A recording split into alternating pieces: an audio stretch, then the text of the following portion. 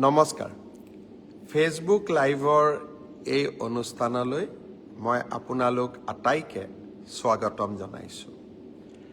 যোৱা কেইটামান দিন সঁচাকৈয়ে অসমৰ যুৱক যুৱতীৰ বাবে অত্যন্ত প্ৰতিশ্ৰুতিৰে পূৰ্ণ আছিল। যোৱা ফেচবুক লাইভত মই আপোনালোকক দিয়া প্ৰতিশ্ৰুতি অনুসৰি অসম চৰকাৰৰ দ্বাৰা অনুষ্ঠিত এডিআৰই পৰীক্ষাৰ তৃতীয় শ্ৰেণীৰ পৰীক্ষাৰ ফলাফল ইতিমধ্যে ৰাজ্য চৰকাৰে ঘোষণা কৰিছে।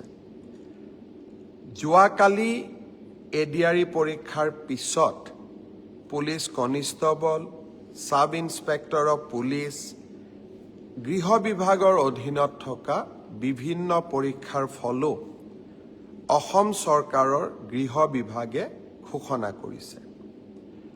আজি খন্তেক সময় আগতে স্বাস্থ্য বিভাগৰ বিভিন্ন শিতানত অনুষ্ঠিত পৰীক্ষাৰ ফলাফলসমূহো হয় ঘোষণা কৰা হৈছে, নহলে যিকোনো মুহূৰ্ততে ঘোষণা কৰা হ'ব।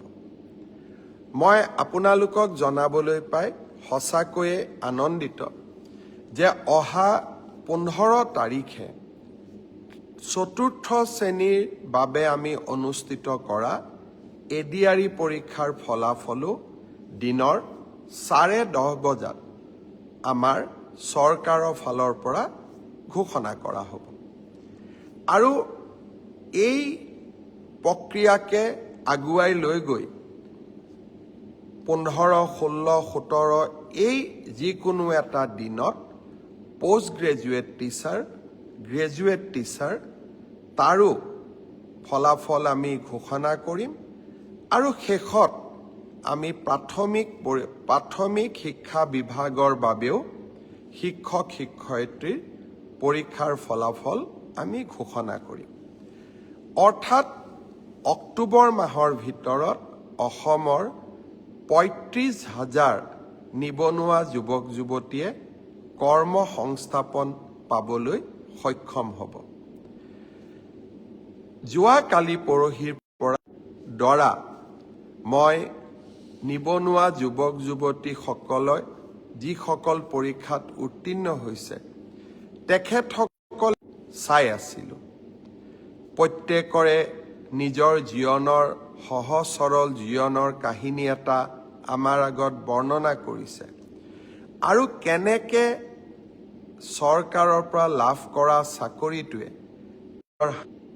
আৰু তেখেতসকলৰ পিতৃ মাতৃৰ চকুত যি এক আনন্দৰ পোহৰ আমি সকলোৱে দেখা পাইছোঁ, সি সঁচাকৈ আমাক আনন্দিত কৰিছে।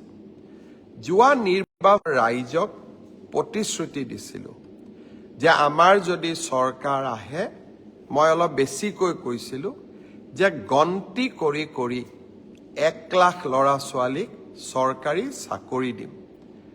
কংগ্ৰেছ দলে মোক হাঁহিছিলে আৰু আমাৰ দলৰ ভিতৰতো চিন্তা আছিলে যে হিমন্ত বিশ্ব শৰ্মাই এই কথাখিনি কিয় ক'লে, আমাৰ দলটো পিছত বিপদত পৰিব।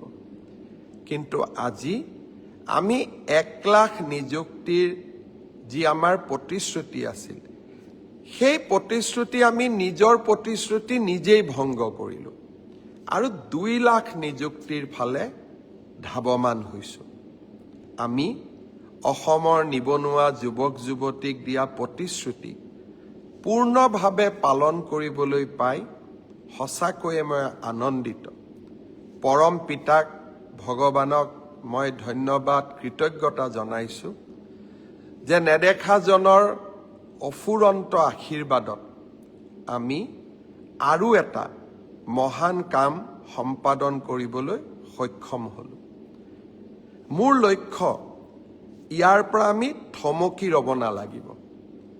অহা 5 বছৰত আমি আৰু কিমান ল'ৰা ছোৱালীক চৰকাৰী চাকৰি দিব পাৰিম, তাৰ পৰিকল্পনা মই ইতিমধ্যে আৰম্ভ কৰিছোঁ। বিভিন্ন বিভাগৰ লগত কথা বতৰা পাতিছোঁ যে অহা 5 বছৰত আমি 2 লাখতকৈও অধিক ল'ৰা ছোৱালীক চৰকাৰী চাকৰি দিব পাৰিম নে নোৱাৰিম। অৰ্থাৎ মোৰ লক্ষ্য যে অসমৰ নিবনুৱা যুৱক যুৱতীয়ে কেতিয়াও আশাহত হ'ব নালাগে।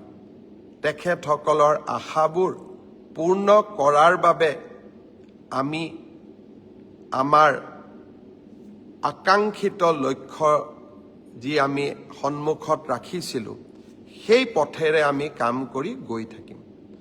নৱেম্বৰ মাহৰ শেষৰ ফালে পুলিচৰ নিযুক্তিৰ বাবে আৰু কেইবা হাজাৰো পদ আমি মুকলি কৰি দিম। আজি যিসকলে পুলিচত চাকৰি মই অনুৰোধ কৰিম নৱেম্বৰত আপোনালোকে আকৌ আবেদন কৰিব, যাতে আপোনালোকৰ আশাবিলাক আমি বাস্তৱত ৰূপায়ণ কৰিব পাৰোঁ। প্ৰাথমিক শিক্ষাৰো 5,000 পদৰ নিযুক্তিৰ প্ৰক্ৰিয়া সম্পূৰ্ণ হৈ যোৱাৰ লগে লগে বাকী থকা 4,000 পদৰো নিযুক্তিৰ প্ৰক্ৰিয়া আমি আৰম্ভ কৰিম। অৰ্থাৎ অসমৰ যুৱক যুৱতীৰ সপোনবিলাক পূৰণ কৰিবলৈ আমি আমাৰ প্ৰচেষ্টা অব্যাহত ৰাখিম। ইয়াৰ মাজতে আজি ৰাতিপুৱা আমি এটা সুন্দৰ নতুন আঁচনি আৰম্ভ কৰিছোঁ। আঁচনিটোৰ নাম হ'ল CM ফ্লাইট। ফ্লাইট মানে বিমান নহয়, কিন্তু CM ফ্লাইট হ'ল এনে এখন আঁচনি যাৰ দ্বাৰা আমি অসমৰ ল'ৰা ছোৱালীয়ে যাতে জাপানলৈকে গৈ, জাৰ্মানীলৈকে গৈ, সাউথ কোৰিয়ালৈকে গৈ চাকৰি কৰিব পাৰে, তাৰ বাবে আন এখন দুৱাৰ মুকলি কৰি দিয়া। এডভান্টেজ অসম দ্বিতীয়ৰ সময়ত জাপানৰ লগত আমি এখন বুজাবুজি চুক্তি স্বাক্ষৰ কৰিছিলোঁ। উদ্দেশ্য আছিল অসমৰ 50,000 ল'ৰা ছোৱালীক আমি জাপানত নিযুক্তি দিয়া, কৰ্ম সংস্থাপন দিয়া।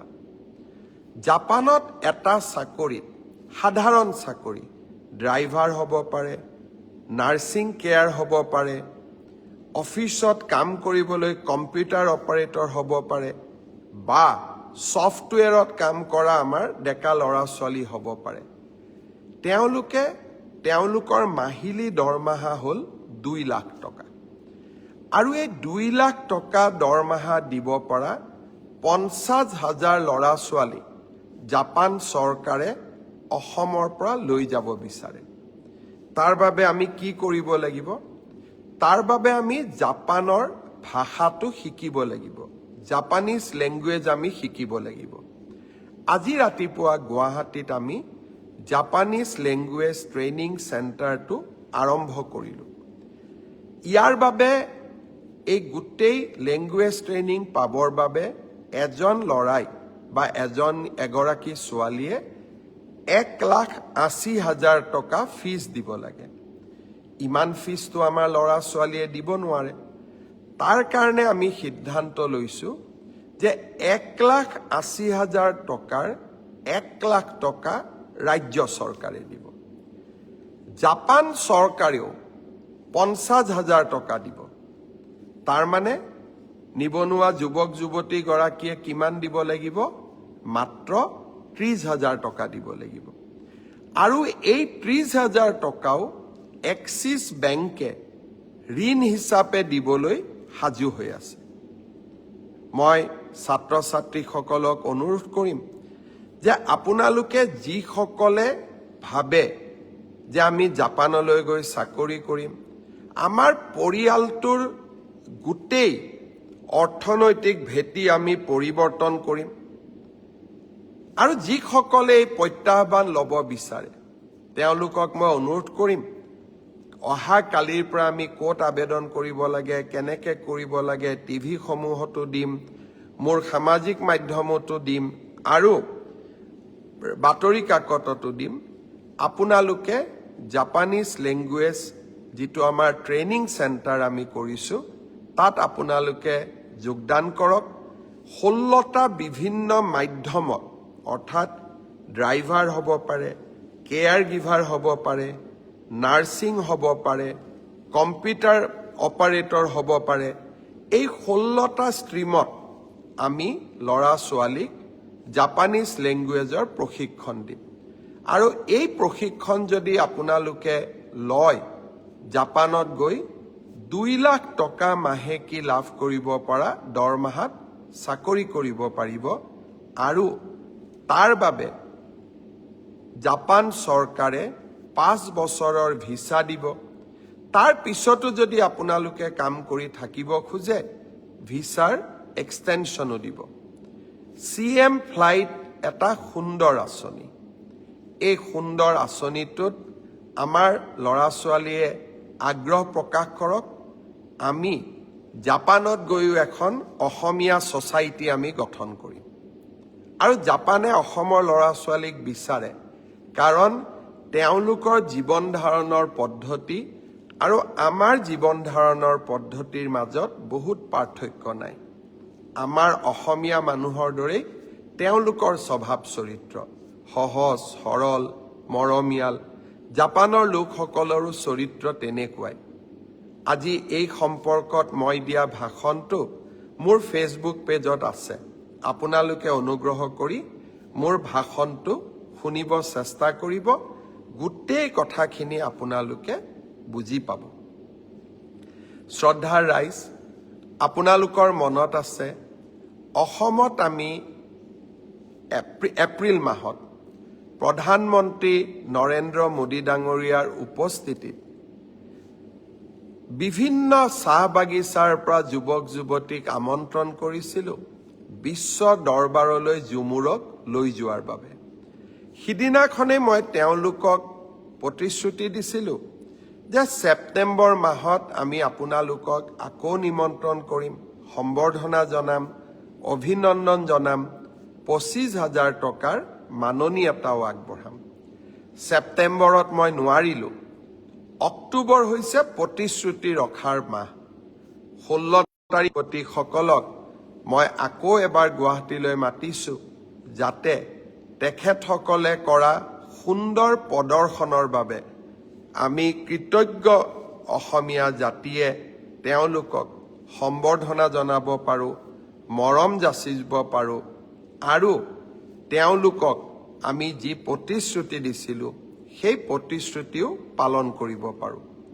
মই ঝুমুৰ বিনন্দনীত অংশগ্ৰহণ কৰা আমাৰ যুৱক যুৱতী, চাহ বাগিচাৰ যুৱক যুৱতী সকলোকে 16 তাৰিখে গুৱাহাটীৰ খানাপাৰা খেলপথাৰত লগ পাম। আপোনালোকক মই মোৰ ফালৰ পৰা নিমন্ত্ৰণী শৰাই আগবঢ়ালোঁ। আজি আৰু এটা কথা মই আপোনালোকক ক'ব খুজিছোঁ, বিশেষকৈ আমাৰ মহাবিদ্যালয়ত পঢ়া ছাত্ৰীসকলৰ বাবে। আপোনালোকে নিযুত মইনাৰ প্ৰপত্ৰ পূৰণ কৰিছিল। আমি দীপাৱলীৰ ঠিক পিছতেই নিযুত মইনাৰ ছাত্ৰীসকলকো আমি একেলগে অভিনন্দন জনাম আৰু অক্টোবৰ মাহৰ পুঁজিও আপোনালোকৰ হাতত তুলি দিম। তাৰ পিছত আপোনালোকে নৱেম্বৰ, ডিচেম্বৰ, জানুৱাৰী, ফেব্ৰুৱাৰী বেংকৰ একাউণ্টত এই পুঁজি নিৰন্তৰ গতিত আপোনালোকে পাই থাকিব। শ্ৰদ্ধাৰ ৰাইজ, আজি মই মোৰ ফেচবুক লাইভত এটা মই বিশেষ কথা ক'ব খুজিছোঁ। কাৰোবাৰ লগত হয়তো মোৰ বক্তব্য নিমিলিবও পাৰে, কিন্তু ৰাজনীতিত থকা দিনাখনৰ পৰাই মই মোৰ মনৰ কথা স্পষ্টভাৱে ৰাইজক কোৱা বা ৰাইজক মই যি ভাবোঁ তাক স্পষ্টভাৱে প্ৰকাশ কৰাৰ এটা মই সংকল্প লৈছিলোঁ। আৰু প্ৰতিকূল পৰিৱেশৰ মাজতো মই স্পষ্টভাৱে কথা কোৱাৰ সদায় চেষ্টা কৰি আহিছোঁ। শ্ৰদ্ধাৰ ৰাইজ, বৰপেটাৰ আতচবাজী উদ্যোগ অসমৰ থলুৱা উদ্যোগ। দীপাৱলীৰ দিনটোলৈকে বৰপেটাৰ আতচবাজীৰ কাৰিকৰসকলে অপেক্ষা কৰে। দীপাৱলী আহিব, মানুহে আমাৰ আতচবাজী কিনিব, আতচবাজী আমি বিক্ৰী কৰিম আৰু সেয়েৰে আমি পৰিয়ালটো চলাম বছৰটো। বহুত সপোন লৈ তেওঁলোকে আতচবাজী নিৰ্মাণ কৰে। বহুত সপোন লৈ তেওঁলোকে এই থলুৱা শিল্পটোক বচাই ৰাখিছে। এইকেইদিন কোনোবাই কৈ আছে দীপাৱলীত বোমা ফুটাব নালাগে। বৰপেটাৰ আতচবাজী শিল্পীসকলে কেনেকৈ ঘৰখন গোটেই বছৰটো চলাব? তেওঁলোকৰ কাৰণে চিন্তা কৰাৰ দায়িত্ব আমাৰ নাই জানো?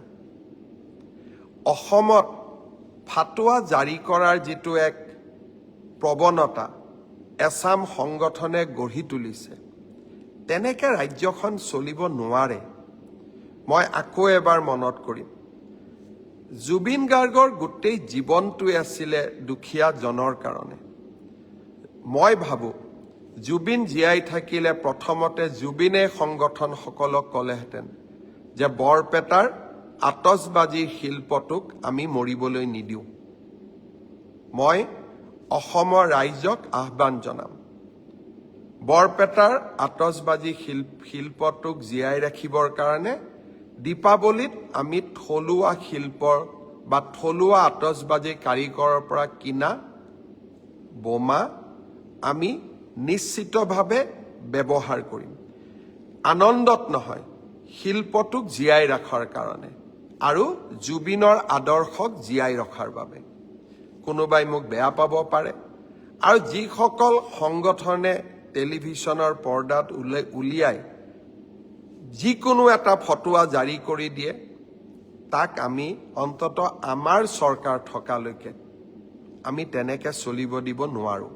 কাৰণ আমি এইখন অসম মানৱীয় মূল্যবোধৰ মাজেৰে আগুৱাই যোৱাটো বিচাৰোঁ। সনাতন আমাৰ সংস্কৃতি। দীপাৱলী অতীজৰে পৰা আমি পালন কৰি আহিছোঁ। বোমা ফুটাব লাগে নালাগে মই নকওঁ, কিন্তু দীপাৱলীও পালন নকৰোঁ যদি, তেতিয়াহ'লে আমি বৰদিনো পালন নকৰিম। যদি বৰদিন পালন নকৰোঁ, আমি নিউ ইয়াৰ্ছো পালন নকৰোঁ, আৰু যদি নিউ ইয়াৰ্ছ পালন নকৰোঁ, তেতিয়াহ'লে আমি ঈদো পালন নকৰোঁ। আমি তেনেকুৱা কৰিব পাৰিম জানো? আৰু সেইকাৰণে মই অসমবাসী ৰাইজক আহ্বান জনাম, আমাৰ সভ্যতা সংস্কৃতিক আমি কোনো কাৰণতে এৰি নিদিওঁ, আৰু সভ্যতা সংস্কৃতিক আমি আগুৱাই লৈ যাম, আৰু বিনম্ৰতাৰে সৈতে আগুৱাই লৈ যাম। মনৰ দুখৰ মাজতো আৱেগৰ মাজতো আমি বৰপেটাৰ আতচবাজী শিল্পক আমি মৰিবলৈ নিদিওঁ। কোনোবাই কৈছে যে এই বছৰ ইনকাম নহ'লে অহা বছৰ ইনকাম কৰিব। কেনেকে কৰিব? ক'ৰ পৰা কৰিব? কোনে দিব? সেইকাৰণে মই সিদ্ধান্ত লৈছোঁ যে এই বছৰ বৰপেটাৰ আতচবাজী মই নিজেই কিনিম, আৰু বৰপেটাৰ আতচবাজী ময়ো ফুটাম। কিয়? কাৰণ বৰপেটাৰ শিল্পটোক আমি জীয়াই ৰাখিব লাগিব। বাকী আন ফটকাৰ লগত মোৰ সম্বন্ধ নাই, কিন্তু দীপাৱলীও আমি পালন কৰিম, বিনম্ৰতাৰে পালন কৰিম, সংযমেৰে সৈতে পালন কৰিম, আৰু জুবিনক বুকুত লৈ আমি দীপাৱলী পালন কৰিম। শ্ৰদ্ধাৰ ৰাইজ,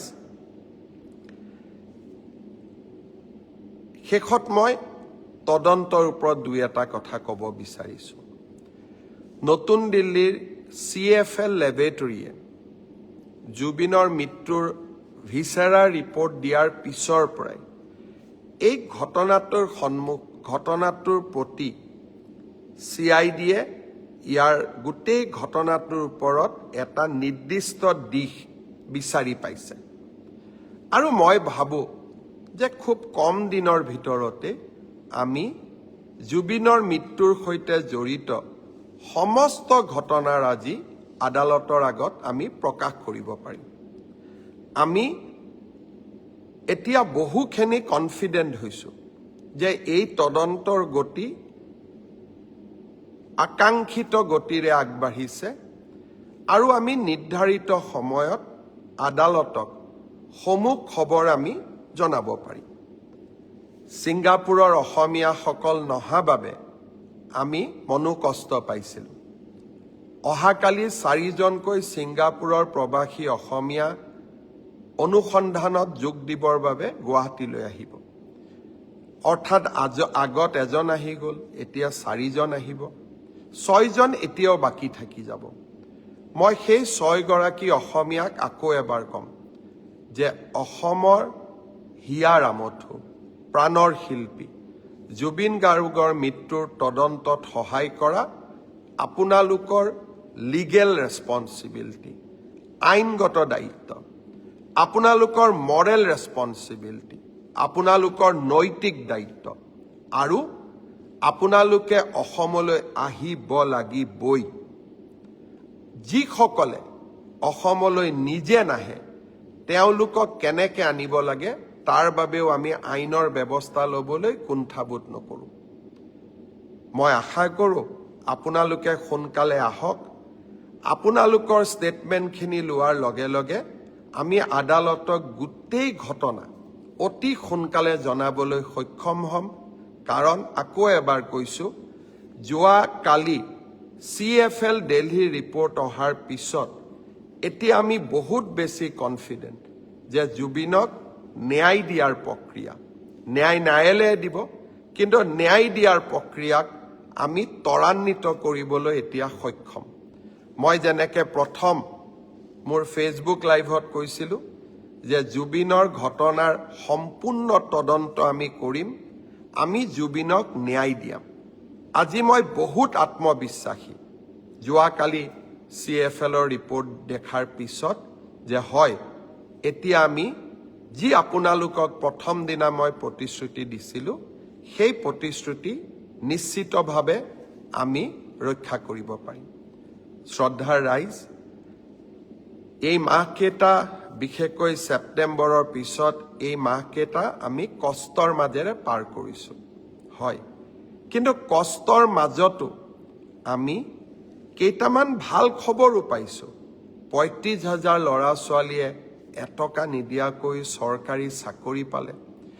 যোৱা কালিৰ পৰা এই চাকৰি পোৱা ল'ৰা ছোৱালীৰ পিতৃ মাতৃৰ আৱেগে ক'ৰবাত নহয় ক'ৰবাত মোৰ মনটোক অত্যন্ত প্ৰশান্তিৰে পৰিপূৰ্ণ কৰি তুলিছে।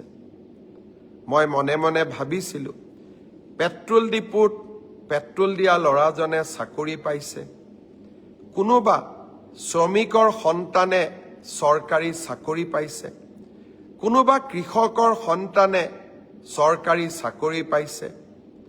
ইয়াতকৈ অসমৰ বাবে আনন্দৰ কথা একোৱে হ'ব নোৱাৰে। ৰাকেশ পালৰ দিনৰ অসমখনক আজি আমি এখন নতুন অসমলৈ পৰিৱৰ্তন কৰিব পাৰিলোঁ। এইখনে আমাৰ আকাংক্ষিত অসম। আমি নতুন অসম নিৰ্মাণ কৰিম। কাৰোবাৰ সৰু সৰু কথাত ৰাজনীতি কৰি নহয়, আমি ইতিবাচক কামৰ জৰিয়তে, পজিটিভ কামৰ জৰিয়তে আমি এখন অসমত, আমাৰ অসমত আমি এক নতুন পৰিৱেশ সৃষ্টি কৰিব পাৰোঁ। চৰকাৰী চাকৰিত আমি অনা স্বচ্ছতা, মই ভাবোঁ অসমৰ সমাজ জীৱনলৈ ই এক বহু আকাংক্ষিত পৰিৱৰ্তন আনিব। সেয়েহে আজি মই সঁচাকৈ অত্যন্ত আনন্দিত।